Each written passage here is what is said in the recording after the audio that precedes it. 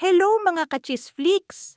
Mainit-init pa na issue ang pag-uusapan natin ngayon.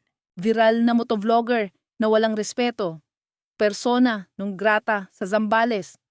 At dahil dun ay todo hingi ng pasensya si ate motovlogger. Pero nung mga unang araw ay sobrang tapang pa nito, panooring ang paghingi ng tawad. Well, haharapin natin talaga. Ganun yun. Okay ka na ba? Tanggap mo na? Ha? Okay, that's good.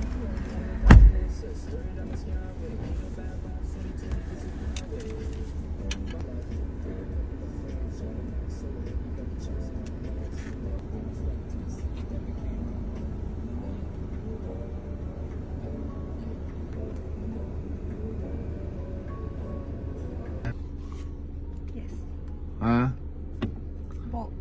To grow is to be accountable. Earlier, di po namin naabutan si Kuya Jimmy Pascual sa bahay niya at sa work niya to personally apologize.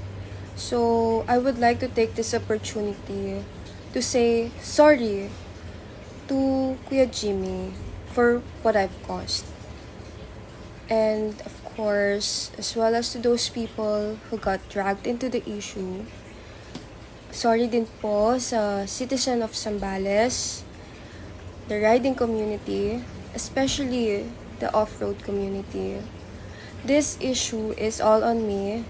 I'm still learning. This one especially the hard way. I promise to be more patient next time, especially on the road. And I'll listen to my ates and kuyas more. Na-feel ko na po yung mundong maraming galit and ayoko na pong maulit po yun. Again, sorry po at pasensya po ulit. Maraming salamat po. Ano sa tingin niyo mga ka-chisflix? Sincere ba? Paghingi niya ng tawad? Mukhang hindi. Subscribe para sa mga susunod na ulat at chismis. Chisflix sana!